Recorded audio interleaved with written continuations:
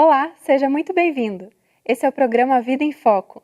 A sociedade tem muitas perguntas, o Espiritismo tem respostas para os desafios da existência humana. Nosso programa levará você a refletir sobre as questões profundas que a vida nos propõe.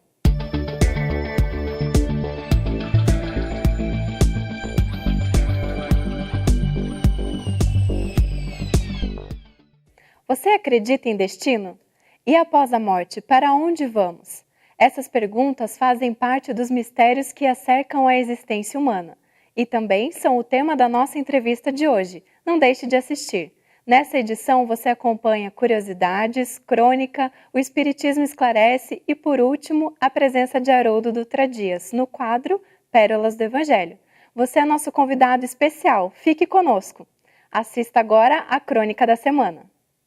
Dias atrás, alguém me disse que a pessoa convicta da reencarnação se torna preguiçosa, acomodada, deixando para outra vida o que poderia fazer nesta. Confesso que fiquei intrigado e até preocupado com essa observação. Será que os espíritas, os budistas, os judeus são preguiçosos e acomodados? Fui atrás de informações e me deparei com um censo demográfico do IBGE, cujos resultados foram publicados no final de junho de 2010 em vários sites da internet.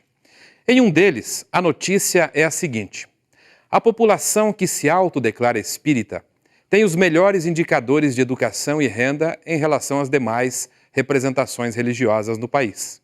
Os espíritas têm o maior ou a maior proporção de pessoas com nível superior de escolaridade, os menores índices de brasileiros sem instrução e com ensino fundamental incompleto. Apenas 1,4% dos espíritas não é alfabetizado. Portanto, resumindo, dos espíritas, 31,5% tem nível superior de escolaridade, 15% tem ensino fundamental incompleto, 1,8% não tem instrução, 1,4% não são alfabetizados. Quanto às classes de rendimento, acima de 5 salários mínimos, os espíritas também se destacam, com incidência de 20%. Para efeito comparativo, por exemplo, dos nossos irmãos católicos, 56% estão concentrados na faixa de até 1 salário mínimo. Os protestantes, chamados de evangélicos, são o grupo com maior proporção de pessoas na faixa de até 1 salário mínimo, 64% deles, seguidos dos sem religião, 60%. Católicos, sem religião e protestantes também possuem, segundo o censo, as maiores proporções de pessoas com 15 anos de idade ou mais, sem instrução, todos com mais de 6% da sua população. Em relação ao ensino fundamental incompleto, tanto católicos como protestantes e os sem religião têm cerca de 40% da sua população afetada. Dado curioso, homens de até 24 anos, moradores do Sudeste, são a maioria dos sem religião. A reencarnação é lei da vida, é lei de Deus e, portanto, veio para nos fazer pessoas melhores, valorizando cada minuto de nossa existência, sem preguiça, sem acomodação. A minha pergunta para você, reencarnacionista: você tem usado o conhecimento da reencarnação para se melhorar? Em algum momento você se considerou uma pessoa privilegiada, exótica? Nunca se esqueça, muito será cobrado daquele que muito possui. A existência do destino e para onde vamos após a morte é o tema da entrevista de hoje. Acompanhe conosco.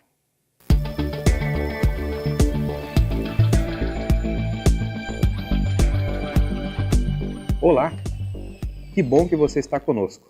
O nosso bate-papo de hoje traz um convidado especial, Telmo Flores dos Santos.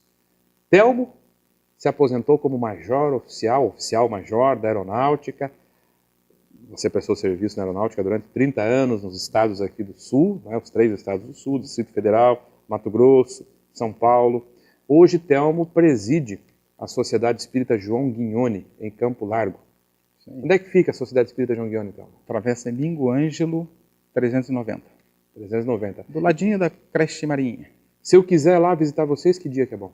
Às quartas-feiras, 20 horas, temos atividades públicas, segunda-feiras às 19 horas e domingos às 10 horas da manhã. Telmo, seja muito bem-vindo. Né? Alegria ter você conosco aqui hoje. Você traz um tema desafiador. falar sobre destino. Qual é a visão que o Espiritismo tem a respeito desse tema? É um tema instigante por si mesmo, né? Então, eu queria começar perguntando para você. Nós temos um destino prefixado? Essa história de céu, de inferno, que foram preconizadas, propaladas, ensinadas por várias religiões dominantes durante muito tempo, existe mesmo?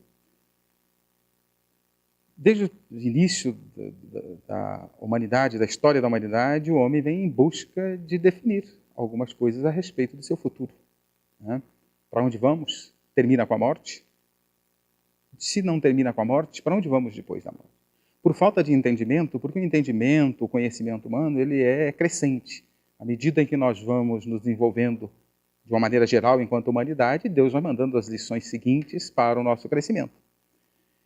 Então, desde o princípio, se buscou alguma coisa. E se sobrevivemos à morte, se sobrevivemos ao túmulo, ou como dizemos os espíritas, à desencarnação, se a alma sobrevive, para onde vai?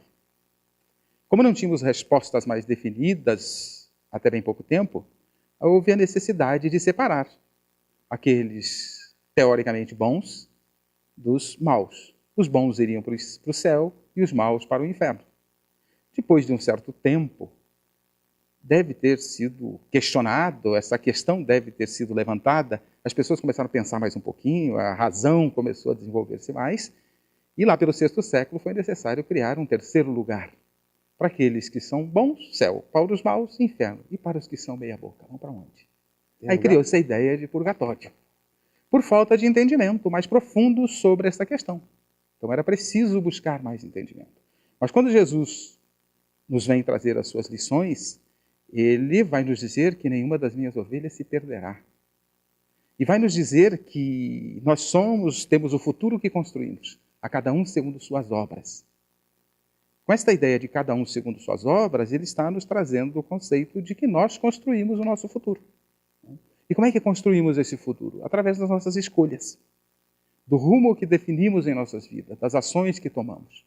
Deus, na sua sabedoria infinita, por falta de outra palavra, para falar da grandeza da divindade, né? Explicamos o inexplicável com algo inexplicável que é infinito. Mas serve. Deus, na sua bondade infinita, nos criou, os seus filhos, espíritos imortais, e nos criou com o livre-arbítrio. Podemos fazer o que quisermos. É mesmo? Podemos. E até digo para você, posso até matar. Tenho a liberdade de fazer o que quiser. Se eu não tiver o livre-arbítrio, eu não sou responsável pelos meus atos. E a cada um, segundo suas obras, chama a responsabilidade pelos meus atos. Portanto, se eu tenho livre-arbítrio, eu sou responsável pelos meus atos. Só assim para ser responsável pelos seus atos. E a doutrina espírita, Jesus vem nos falar sobre isso. A cada um, segundo suas obras. Mas essa ideia de inferno, ela fica um pouco comprometida quando Jesus nos diz que nenhuma das suas ovelhas se perderia. Então temos que entender essa questão do inferno. Se somos responsáveis pelos nossos atos, para onde vamos quando os nossos atos não são bons? Isso aí nós temos que levantar e questionar um pouco mais, refletir. E com o passar do tempo, a humanidade foi buscando e conseguindo as respostas.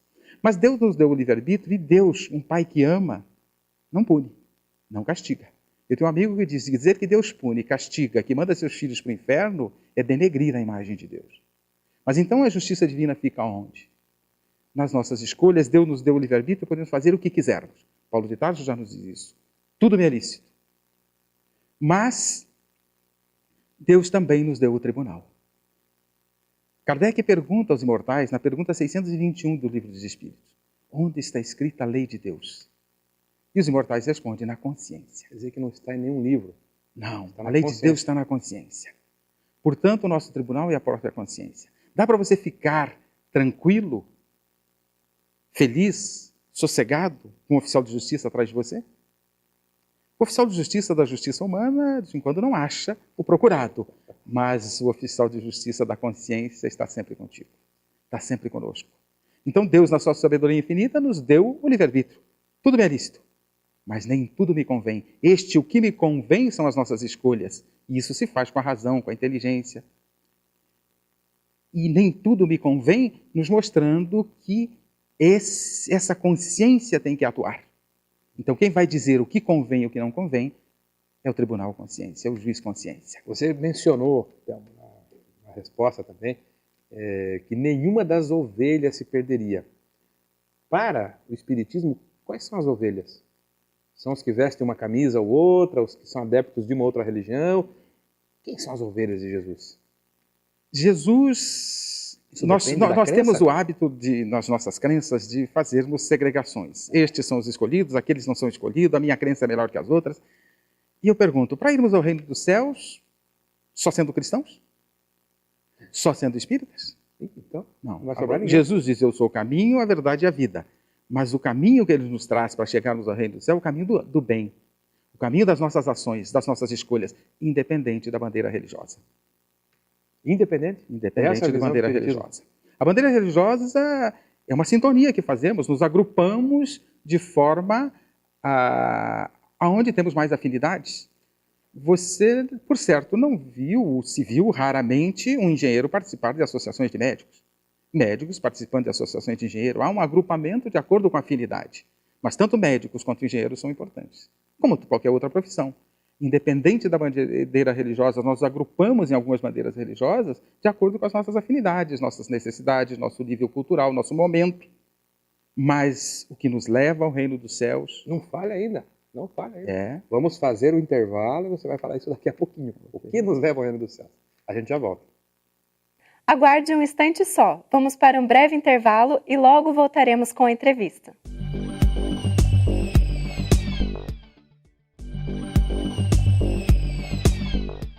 Voltamos. Você está assistindo a Vida em Foco. Fique agora com a segunda parte da entrevista.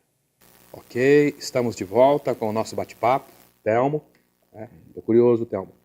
Se segundo você, baseado no Espiritismo, nós não vamos para o inferno, de acordo com o que a gente aprendeu aí durante séculos, para onde é que nós vamos?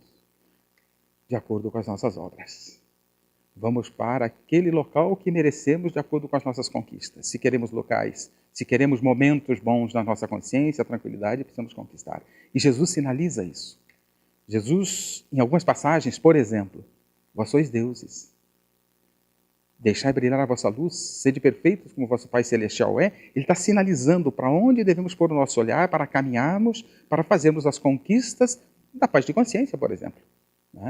Então precisamos caminhar nessa direção. E Jesus ainda diz mais, podereis fazer o que faço, e até mais. E o que é que Jesus fazia? O que Jesus fazia? O Evangelho já nos fala do que fazia Jesus. O Evangelho nos mostra claramente deste caminhar. Caminhar na direção do que fazia Jesus, e antes de responder o que fazia Jesus, caminhar na direção do que fazia Jesus é seguirmos os seus passos, seguirmos os seus ensinamentos, pegarmos para nós, nos apropriarmos dos seus ensinamentos, esse caminho que ele propõe, essa vida, a verdade que ele nos traz, pegarmos isso para nós e colocarmos em nossas ações, no nosso dia a dia. E estes ensinamentos, este caminhar está no seu Evangelho. Mas não bastasse o Evangelho, nós temos na doutrina espírita diversas obras resgatando uma série de ações de Jesus enquanto esteve conosco. Porque os evangelistas trazem algumas coisas. Se fôssemos escrever dia a dia, como se numa filmagem, depois transcrever numa obra, 3 anos da pregação de Jesus, mais ou menos 3 anos, nós teríamos uma biblioteca inteira para falar da obra do Cristo. Então, o que os evangelistas nos trazem a essência. A sinopse.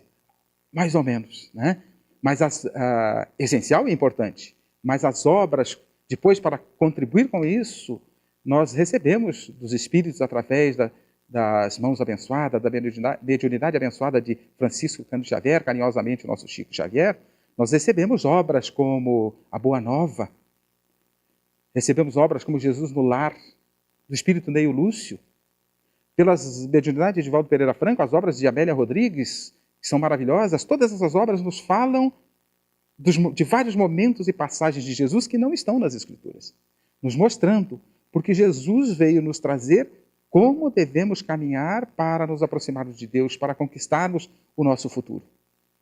Para fazermos um dia o que ele fazia. E você me perguntou, o que fazia Jesus? Eu, às vezes, em palestra, pergunto às pessoas, para provocar nas palestras que tenho feito, provocar as pessoas a refletirem. O que fazia Jesus? E as pessoas respondem, pregava, ensinava, orava, amava. Mas em uma palavra que sintetize tudo, amava. Se pudéssemos sintetizar, toda a obra do Cristo está na direção do amor. E o fez pelo amor. Porque ele, estou falando no passado, quando ele estava aqui entre nós, no corpo físico, é claro. Ele amava incondicionalmente, e por amor esteve conosco, e por amor nos ensinou. Mas não pode ser um amor só sentimento. É preciso ser um amor aplicado, aplicável, que se transforma em resultado, em obras. Por isso ele condiciona o reino dos céus ao amor aplicado, à caridade. O amor em aplicação podemos chamar de caridade. Agora, Telmo, a gente vê que é difícil fazer isso numa vida. Por mais que a gente vá se convencendo aos poucos dessa informação e dessas verdades, de como é que a gente faz se a gente não dá conta aí em 50 anos. E aquelas pessoas que desencarnam, assim, que morrem, ainda jovens, adolescentes, como é que elas vão conseguir essa plenitude, esse reino dos céus aí? Como é que faz? Por não termos estas questões respondidas, claro, tudo vem no momento certo, no amadurecimento certo, cada lição vem a seu tempo, não vem antes do tempo. Por não termos essas questões é que criamos a ideia de céu, inferno, purgatório. Mas estamos no século XXI. E já no século XIX as respostas vieram mais profundas. Jesus já, há 2000 anos, já nos traz respostas, mas deixa algumas coisas ainda veladas. Então, é preciso outros entendimentos, aprofundar o entendimento sobre a própria vida, sobre quem somos, de onde viemos, para onde vamos. E foram precisas novas lições para nos trazer estas questões. Então, como fazer isso numa vida? Como chegar ao amor que propõe Jesus? Por não termos entendimento, criamos ideia de céu e inferno. Mas para chegar a esse amor que veio Jesus, temos que entender a Terra como uma escola. Entendendo a Terra como uma escola, temos que entender que em um ano letivo não dá. Dá? Não dá. Um ano letivo não dá para nos tornarmos naquilo que eu chamo doutor na arte de amar. Jesus era doutor na arte de amar. Não dá nem para pegar o alfabeto direito? Não dá nem para pegar o alfabeto. E aí o que é preciso? De um outro conceito. É preciso, se a Terra é uma escola, é preciso voltar para a escola. Tira férias, volta para a escola. Os povos antigos tinham essa ideia da volta, só não sabiam como. Aí, com a colaboração dos espíritos, com a doutrina dos espíritos codificada por Kardec, mas já está lá no Evangelho de Jesus, era preciso voltar. E nós, na doutrina espírita, chamamos de reencarnação. Se você quiser mudar de nome, rematrícula na escola. Voltar para a escola. E Jesus já fala dessa necessidade quando conversa com Nicodemos, doutor da lei. É preciso renascer. É preciso que nasçais de novo. E Nicodemos, preocupado com a sua situação, já idoso, como pode um homem velho voltar ao ventre da mãe? És doutor da lei e não sabes destas coisas? Como quem diz assim, é doutor, mas não é tão doutor assim, volta a estudar. Né? Então, é a volta da reencarnação. Em Jesus nós temos uma outra questão, entre tantas, que nos falam da reencarnação. Quando seus discípulos perguntam, não era preciso que viesse Elias, voltasse para a vinda do Messias? Jesus diz, em verdade, ele já veio. E fizeram com ele o que fizeram. Então seus discípulos, com esta conversa, entenderam que ele estava falando de João Batista. E Elias há 400 anos, mais de 400 anos. Teria que ser a reencarnação de João Batista, porque se fosse o João Batista na idade que morreu, teria que ter voltado Elias velho. Mas muitos conheceram João Batista criança. Então é a volta do espírito retomando um outro corpo, é a reencarnação. Mas a doutrina espírita vem organizar isso e dar mais detalhes sobre essa questão, nos mostrando claramente como é que é esse processo de indas e vindas até que um dia nos tornemos doutores na arte de amar. Eu quero deixar para você, nesse minuto final, uma pergunta. Né? Se nós temos livre-arbítrio, conforme você falou, o espírito tem liberdade para agir, inclusive errar, há um determinismo? Há algo que seja determinado por Deus, do que ninguém escapa? Eu até nem teria muita competência para falar disso, então vamos pegar Jesus. Nenhuma das minhas ovelhas se perderá. Ir para o inferno é estar perdido. Então não vamos para o inferno. Todos nos tornaremos um dia doutores na arte de amar. Quantas frequências nessa escola? Depende do andar de cada um. O único determinismo que encontramos estudando o Evangelho de Jesus e estudando a doutrina dos Espíritos, e às vezes até outras obras, que encontramos é que um dia seremos anjos. Um dia chegaremos ao doutorado na arte de amar. Esse é o único determinismo. Todos? Sem exceção? Sem exceção. Nenhuma das minhas ovelhas se perderá. Ou acreditamos em Jesus ou não. Se acreditamos em Jesus, ele disse, nenhuma das minhas ovelhas se perderá. Não é algumas, é nenhuma das minhas ovelhas se perderá. Todos chegaremos lá. Cedo ou tarde, o caminhar depende de nós, a cada um segundo suas obras. Thelma, muito obrigado pelos esclarecimentos, pela boa vontade, pelo carinho, pela simpatia. Bora lá, pessoal, então levantar e começar a amar, porque essa é a nossa fatalidade. Muito obrigado a todos. Acompanhe o quadro O Espiritismo Esclarece. Tenho certeza que esta também é a sua dúvida. Um telespectador assistindo o nosso programa a respeito da mágoa e entendendo os danos que ela pode trazer na vida de uma pessoa, faz a pergunta oportuna: como fazer para conseguir perdoar? Na minha vida, já entrei em contato com muitas histórias de muito sofrimento. Mulheres que depois de muitos anos descobrem seus maridos com outras famílias, se tornando pessoas violentas, passando doenças para elas. Mães cujos filhos, apesar de parecerem aos seus olhos pessoas cordatas e brandas, revelam-se criminosos e acabam trazendo muito sofrimento para dentro do lar. Filhos cujos pais estiveram ausentes durante tanto tempo que não passaram nenhum valor que lhes pudesse servir. E tantas outras situações que fazem com que as pessoas às vezes caminhem sob o peso da mágoa, que como uma verdadeira bola de ferro é arrastada ao longo da vida. Um caso em especial me chamou a atenção e me levou a pensar a respeito da dificuldade que é conseguirmos perdoar. Era o caso da Dona Marlene. Dona Marlene chorou durante uma consulta comigo por aproximadamente 30 minutos, contando os detalhes de uma vida ao lado de um homem que era violento, que a agredia física e verbalmente com frequência, que atraía, e ela descobriu sua traição quando se descobriu portadora do vírus do HIV. Depois de ouvir toda aquela história de sofrimento, uma dúvida ficou na minha cabeça. Mas há quanto tempo, Dona Marlene, a senhora se separou desse homem? 35 anos.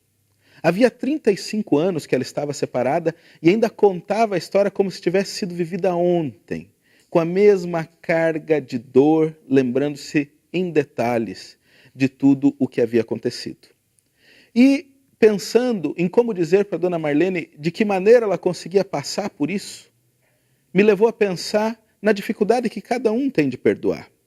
E concluímos que o conceito de perdão tem sido um dos grandes freios ao exercício dessa atitude nas nossas vidas. Primeiro, Marlene achava que se perdoasse o marido estaria dando aval à maneira como ele se comportou durante muitos anos. E ela precisava carregar aquela mágoa a fim de testificar o sofrimento que ele lhe tinha causado. Mas ela não percebia que, no momento em que arrastava essa pesada canga, no fundo estava se algemando ao seu agressor. Dona Marlene não percebeu que perdoar não é dizer que concorda com o que o outro fez. Perdoar é fazer uma transformação interna no sofrimento. Que aquele que perdoa não dá força ao que o agrediu, mas ao contrário tira. Estava ela lá ainda dominada por aquele homem 35 anos depois. E no momento que ela conseguisse transformar o seu sentimento e deixar a mágoa, ela estaria se liberando dele e deixando que ele exercesse sobre ela aquele pesado jugo, aquela praticamente escravidão que ela tinha aos sofrimentos do passado. Então, se nós desejamos perdoar, primeiro precisamos entender que o perdão é um fenômeno que acontece dentro de nós e não fora de nós. O perdão é uma liberação interna de espinhos e ácidos que nos corroem intimamente. Então é um processo que eu faço para mim, em primeiro lugar, e não para outra pessoa que me agrediu. Então perdoar não é dizer que o que aconteceu não aconteceu, ou que o que aconteceu foi bom mesmo. Não. Perdoar é fazer uma grande transformação interna. Perdoar não é empoderar, mas desempoderar aquele que está exercendo sobre nós essa influência. Perdoar é abrir-se à possibilidade de prosseguir na vida, deixando para trás essas pesadas dificuldades. À medida que nós vamos compreendendo melhor o que o perdão não é, e, consequentemente, dimensionando melhor o perdão dentro de nós, vão abrindo-se novas veredas pelas quais nós podemos caminhar. Porque realmente não dá para concordar com algumas coisas que os outros nos fizeram, com a maneira como nos trataram, mas quando eu entendo que perdoar não é isso. Perdoar é algo que eu faço para crescer espiritualmente, seguir adiante, não cair nos mesmos erros, poder me aventurar por caminhos onde antes eu me machuquei. Perdoar é recuperar força interna e energia. Aí eu vou me acreditando a um perdão porque eu vou entendendo melhor o papel que ele pode ter na minha vida. Então, se eu quero perdoar, eu preciso primeiro me liberar de alguns conceitos e daí conseguir continuar nesse caminho. Esses são os primeiros passos na estrada do perdão. Os seus passos, os passos que o nosso telespectador vai ter que seguir para passar pela sua mágoa, os seguintes dependem de cada um, mas sem esses primeiros nunca chegaremos lá. Vale a pena lembrar que aquele que perdoa é o que mais ganha no fim das contas. Então todo esse esforço é muito válido. Siga e que Jesus o abençoe nesse seu caminho de tentar se livrar dessas mágoas e abraçar o perdão com uma vida mais alegre, mais cheia de cores. Que Jesus nos abençoe a todos. Acompanhe agora com Haroldo Dutra Dias o quadro Pérolas do Evangelho. Olá pessoal, bem-vindos a mais um episódio do programa Pérolas do Evangelho. Retomando o tema do episódio anterior, em que nós falávamos de tradição oral e de tradição escrita, contando que na época de Jesus a tradição oral era predominante e a escrita era uma exceção, nós gostaríamos de falar hoje sobre as narrativas da infância de Jesus que estão presentes nos evangelhos, sobretudo no Evangelho de Mateus, capítulo 1 e 2, e no Evangelho de Lucas, capítulo 1 e 2. Muitos abrem o Evangelho de Mateus e o Evangelho de Lucas imaginando que estão abrindo um tratado de história e se comportam como se os evangelistas fossem historiadores detalhistas que tivessem narrado cada detalhe da infância de Jesus e como se cada elemento daquele devesse ser lido como história fria e objetiva. Mas não é bem assim. Na verdade, estamos diante de tradições orais, histórias que foram repassadas, que foram contadas pelas comunidades cristãs e que em determinado momento essas tradições orais se condensaram em textos escritos, que são os textos que chegaram até nós. Portanto, quando lemos o capítulo 1 e 2 de Mateus e quando lemos o capítulo 1 e 2 de Lucas, estamos diante de um núcleo histórico? Sim, porque na essência eles estão contando um fato verdadeiro. Afinal de contas, você não transmite uma tradição oral se ela for mentira, porque é impossível mentir durante muito tempo para muitas pessoas. Por outro lado, nós não podemos acreditar que cada detalhe do que está ali escrito é historiografia pura. Pelo contrário, muitos elementos que estão ali são literários. São acréscimos que foram colocados na história para conectar aqueles episódios do nascimento de Jesus a fatos importantes do Velho Testamento, a fim de demonstrar para os leitores que Jesus era de fato o Messias esperado e prometido pelos profetas de Israel. Obrigada pela sua companhia. A Vida em Foco volta na semana que vem. Aguardamos você mais uma vez. Ajude a produzir o nosso programa. Participe, mande as suas sugestões para contato@vidaemfoco.com.br. Para rever este programa e os anteriores, acesse o nosso site www.avidaemfoco.com.br. Até o próximo programa.